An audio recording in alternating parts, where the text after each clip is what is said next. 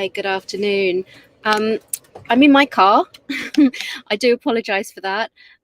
So I said I would go live no matter what on every Thursday at 6 p.m. So here I am going live. I've got an event to go to. So ask me anything, anything related to Hong Kong schools.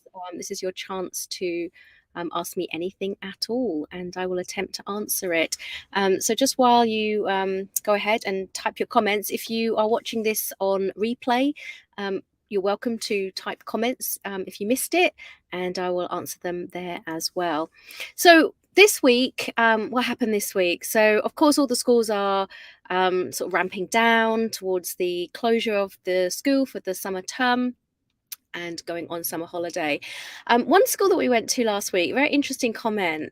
A school's non-academic staff like disappear for the whole summer, including the sales team, the admissions team, and I thought that was a really interesting observation.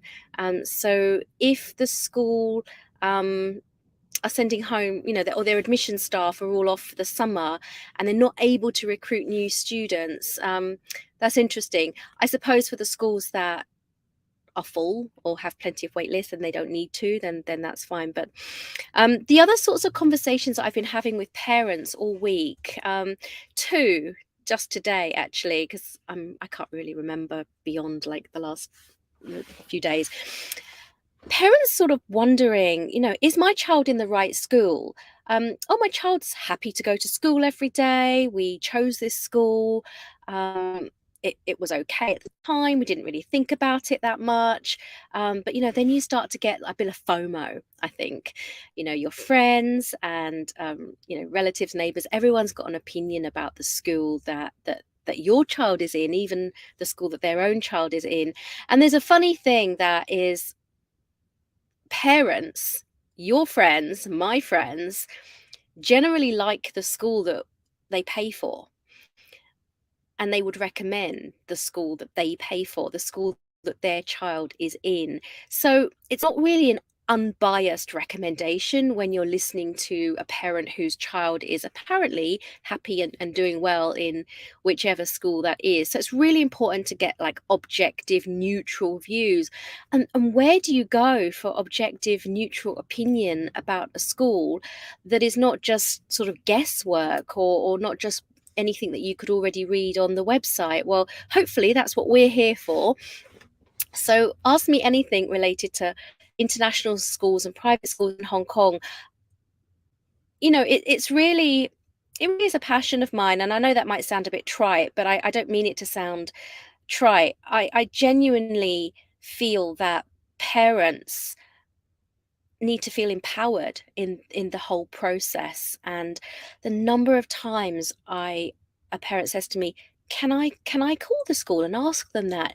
You've paid an application fee, therefore the relationship is, you're a client, you're a paying customer.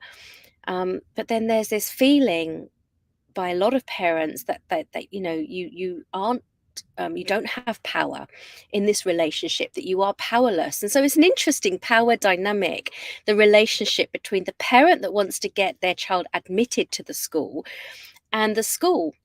And again, we had a team meeting today, and the parents that are disgusted, quite frankly, with some of the treatment that they receive from schools, just downright rude. There's no two ways about it. Not all schools, obviously. There are those that are fabulous and fantastic. The majority are just kind of okay. And then there are those that are just, they 6 weeks to reply to a parent email. I mean, is that okay? Would you accept that from a well, I'm going through that with utility companies at the moment, but it's a lot of anguish that schools put parents through, and a lot of it is unnecessary, I feel. So definitely, if I can help you, if you're having a particular situation with a school, I'm very happy to help. Now my WhatsApp always starts buzzing because I give you guys my WhatsApp number, as well as inviting you to write questions live, which people seem a bit shy to do for some reason. So let me just check if this is related.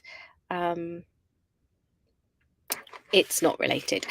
So if there are no questions, I mean, we've got a couple of people watching only. Maybe I don't think I streamed this to all the platforms because I'm in my car. I'm really sorry.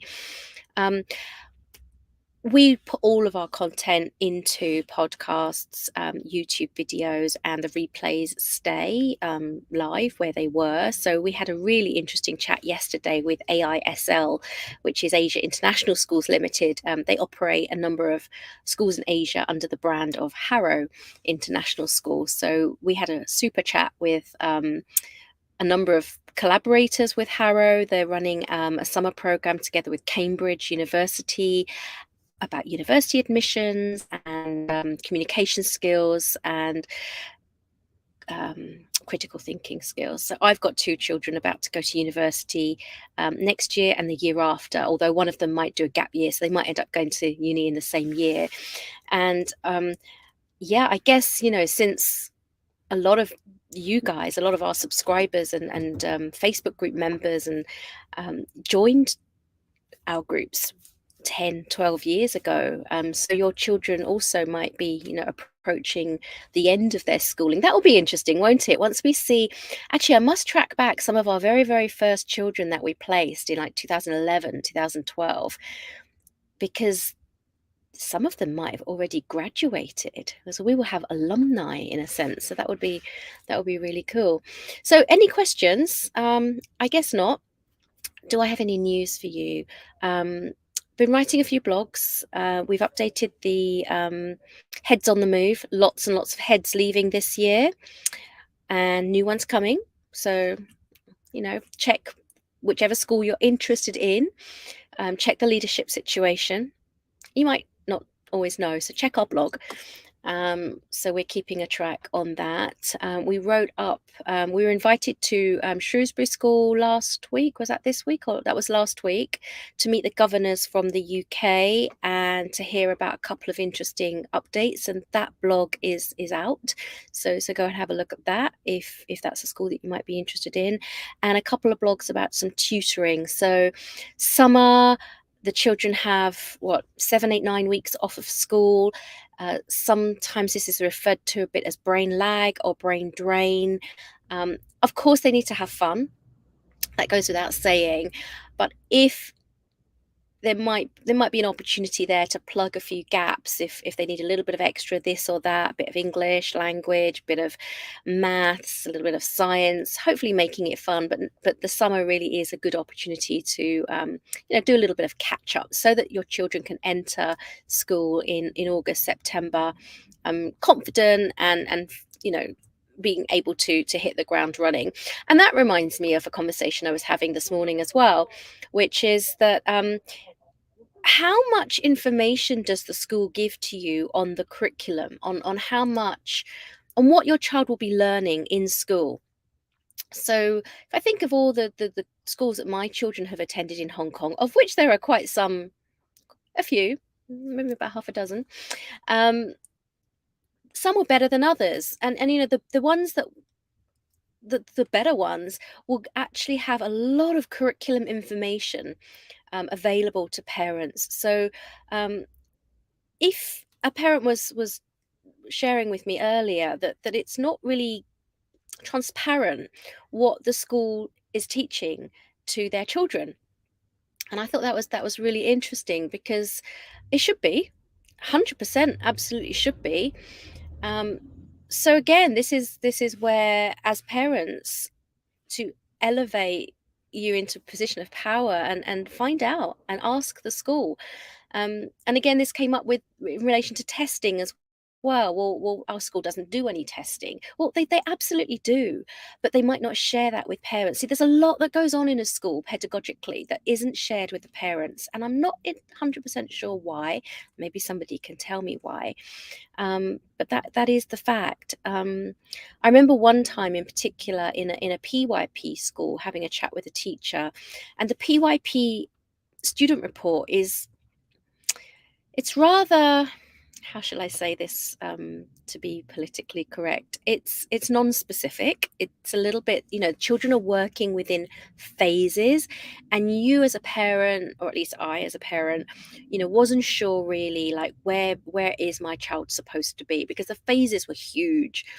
So going into the classroom and asking the teacher, they've got reams and reams of, back then it was paper, nowadays hopefully it's not, but there is an awful lot of information that teachers have on children and on the lesson planning and on the curriculum and the syllabus, that they just don't share with parents. So do ask if you're curious. um, yeah, I guess that's the theme of this, of the message today, that parents don't need to feel victim to this system, which is, 10 years ago, everyone thought, oh, this these schools are very, very competitive. There are no places in these international schools. I'll be really, really lucky if I can get a place for my child. Let's turn that on its head. You as parents are paying good money to even apply to the schools, let alone, what happens next. So this guy's about to reverse into me. No, he's not. Sorry about that. Um, so you have a position of power as a paying client to at least get timely responses and quality responses from the school admissions department and the academic departments as your relationship with them progresses. And hopefully it progresses in a positive way, i.e., they offer your child a place. But equally, if they do not offer your child a place, the quality of information that's flowing back to parents is appalling. These standard cookie cutter templates, I really do feel that the parents deserve more. So please ask, not now because everyone's going away on holiday, but maybe you could think about that. And when your child comes back in August and September, and when you have those orientation meetings for the start of year, that's a really good time to ask. And make sure you get some good concrete information, some good concrete answers, that you feel comfortable that your child is in the right school, because that's what it's all about. So I will leave it there for now. That's been my rambling for a Thursday. A Thursday. What day is it today? It's mid-June already. Can you believe it? So I'll be back next Thursday at 6 o'clock. If you have any questions, you can do them on Facebook or WhatsApp me. So that's all for now. Cheers then. Bye bye.